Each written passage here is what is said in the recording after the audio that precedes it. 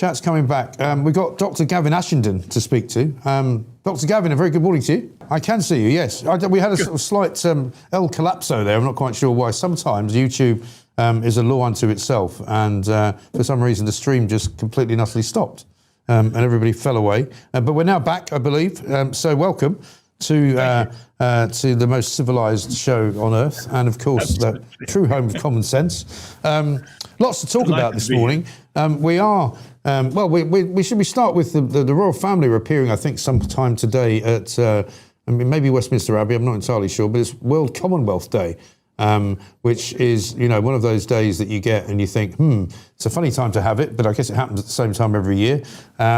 They'll be presumably contemplating the state of the world, the state of the Commonwealth, the state of Britain, the state of the Middle East. It's all a bit kind of hairy at the moment, isn't it, for want of a better word? Well, it certainly is. Isn't it funny? We haven't spoken or thought about the Commonwealth for really quite a long time. It's harking back to a different age, and probably, I suspect, it comes with some political embarrassment as part of our colonial past, because there's been such an enragement about the idea that there could have been any useful trade-off between what we brought in terms of technology, medicine, education and infrastructure, and what they gave us in terms of mineral resources they weren't using. However, it's become a seriously contested area of culture war. Yes. And not only that, but we've got the midst of a sort of royal crisis going on as well with Andrew and what happens to him, and whether, the police investigation carries on, whether or not his daughters get kind of dragged into it all. This is apparently going to be the biggest outpouring of presence from the royal family since Andrew was arrested. And given that Charles is still technically head of the Church of England at the same time as everything else that he's got going on, it's a bit of a shaky time for him, isn't it? I think it's a very difficult time. None of us. The problem is we don't know what the full extent of the Epstein scandal, and it's unraveling. It's a bit like post-COVID pandemic. We guessed, but we weren't allowed to know. And then slowly, as time goes on, the facts come out, and we're told what's going on. But it does look as though the Epstein files and Andrew's involvement, in particular, involve a degree of corruption and incompetence. And then, of course, as with Watergate, it's about the cover-up and the cover-up of the cover-up. So to some extent, the question is, how much did the king know about his brother's nefarious activities? And the difficulty is, it looks like he knew quite a lot, in which case he becomes implicated too. And so the scandal, the moral tide of sludge rolls on and begins to lap at all their feet. Yes. And I mean, the tide of moral sludge is not far away from Downing Street either, in terms of some of the things that have been going on there. But we've also got a government in power, or in place, if you like, but not really in power. We seem to have a country which is kind of stalled in the starting gates. We can't get any ships over to Cyprus. We can't get any gas into the country. We've only got 2 days supply. We can't seem to control the price of oil because we don't really produce any anymore. We can't control our borders. I mean, there's not much that we appear to be, as a country, in control of. Well, if you read a bit of history, we're clearly fin de siècle. The culture that that has built us has run its course, and essentially it's a bit like a bank account. There's been no moral investment, and we've been living off capital. Capital's run out. We're getting overdrawn.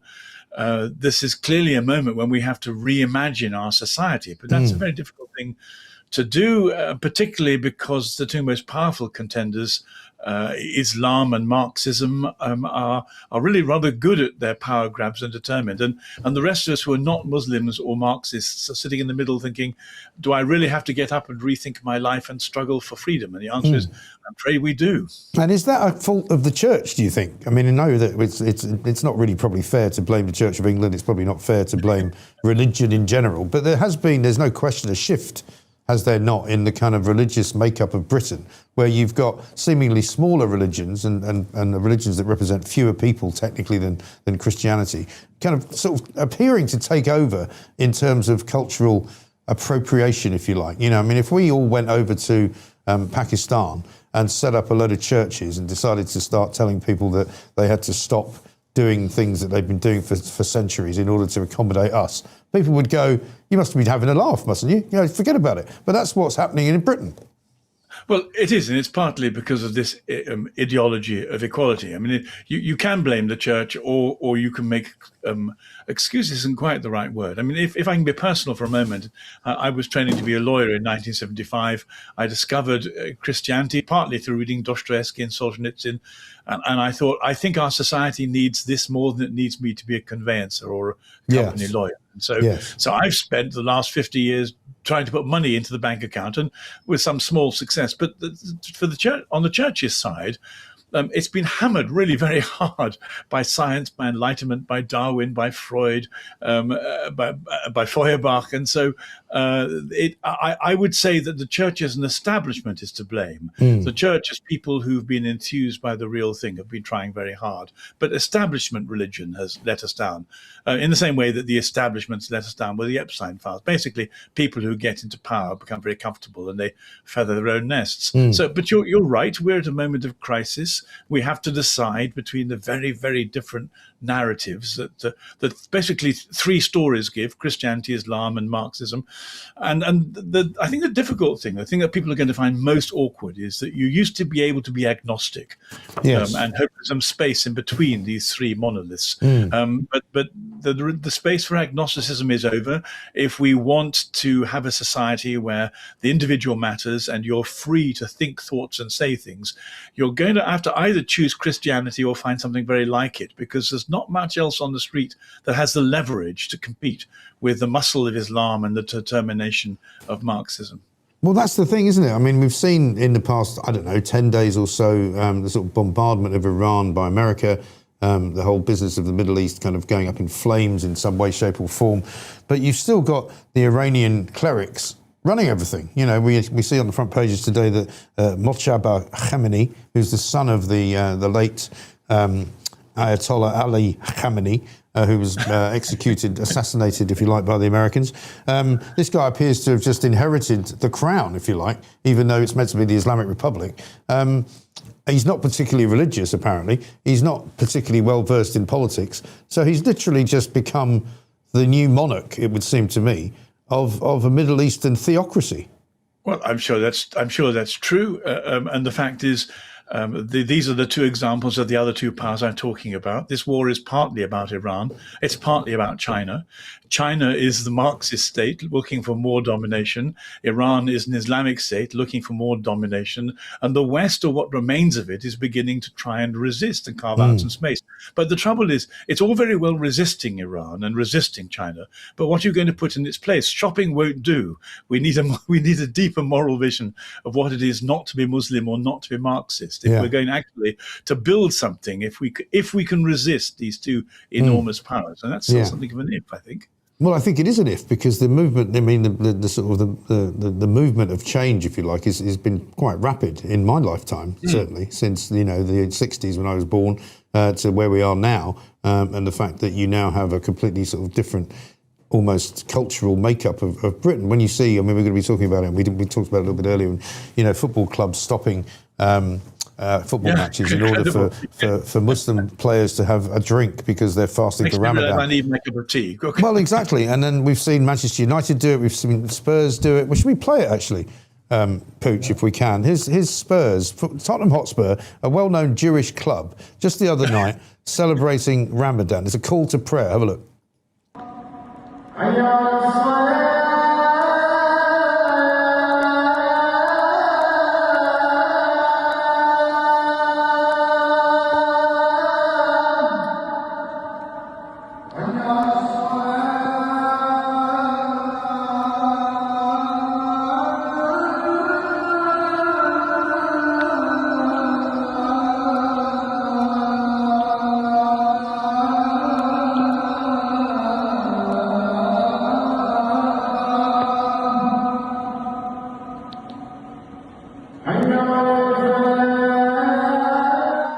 I mean, I don't know whether Spurs fans care or think it's no big deal, but it just doesn't look right to me. It looks a bit odd.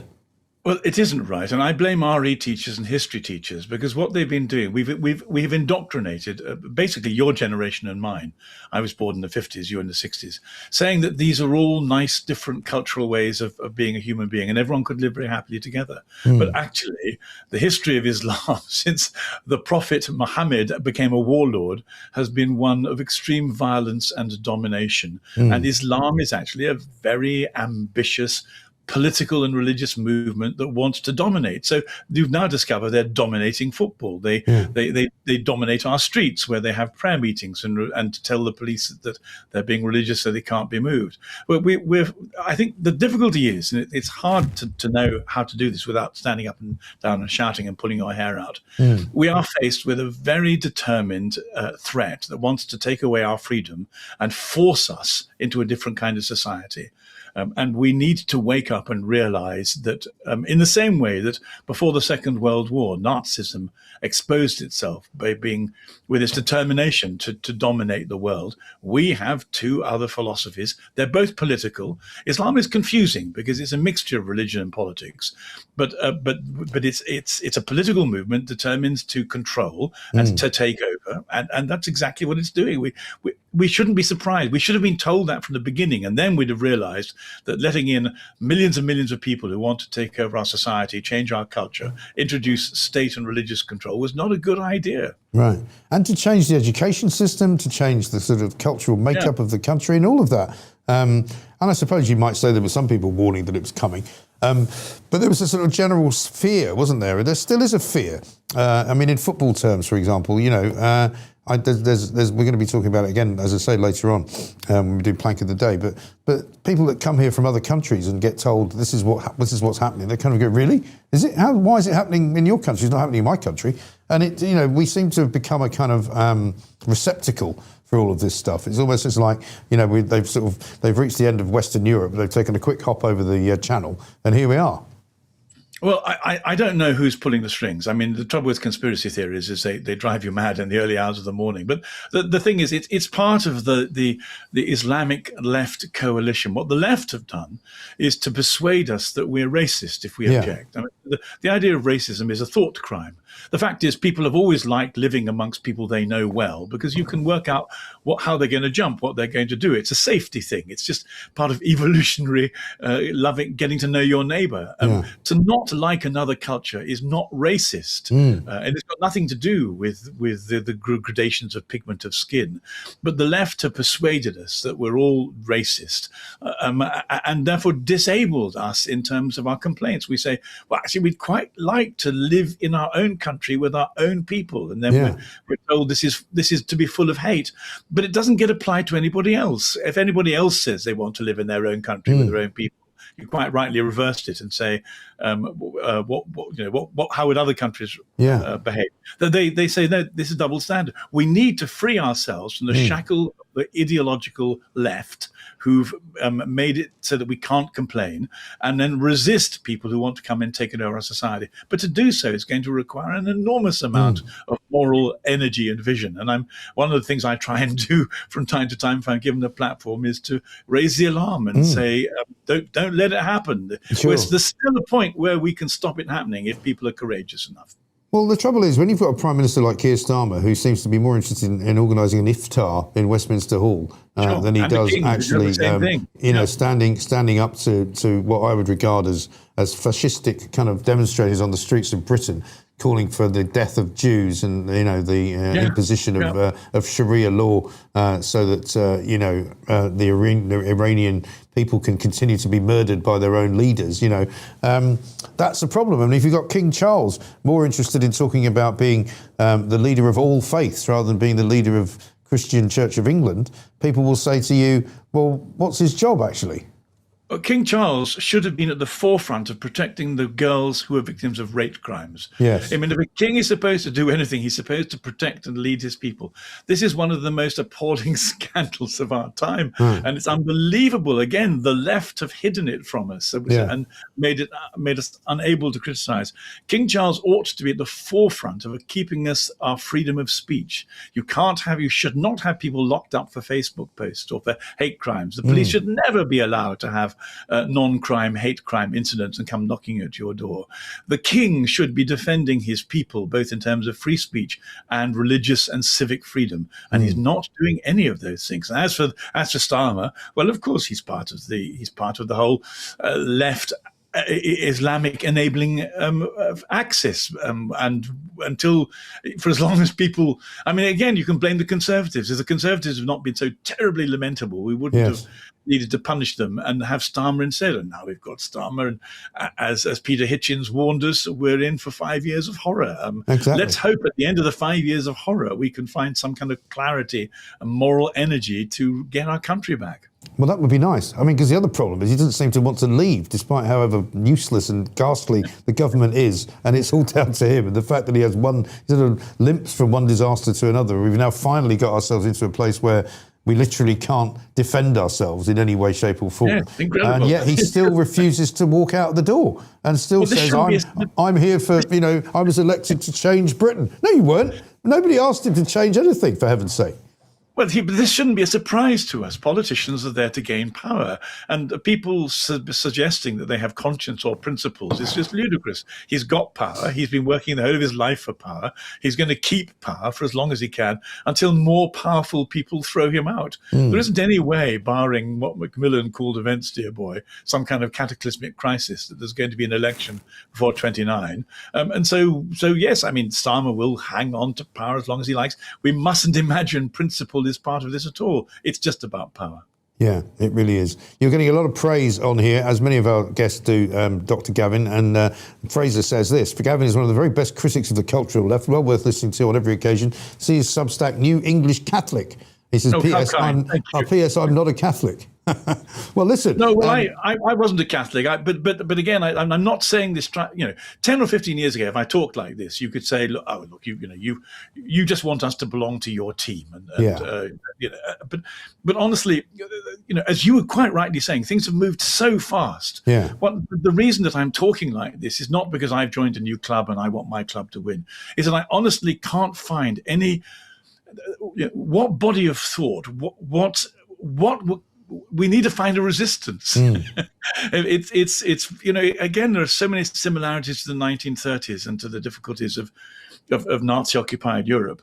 We have been occupied by a foreign ideology, both the Islamic one and the left-wing one. We have to find something that is more than just protest. I mean, all the moment is we're lying there on our backs, waving our hands, saying, "Don't be so horrid to me. Stop doing this terrible stuff." Right. They're not going to stop. We have to stop them. And the difficulty we have is finding an ideology and a politically moral means of resisting and saving ourselves. And the trouble is that kind of language runs the danger of becoming very inflammatory. Yeah. But what's the alternative? There isn't one, unless it's to give up and let them take over. Yeah, unless there's some more intellectual way of doing it. Because I mean, I'm getting a bit fed up these days of seeing weekend after weekend of just sort of people shouting at each other, in public spaces, whether they be the Green Party over here, some people over here who would call themselves right wing, just kind of going at each other, sometimes physically, sometimes just verbally.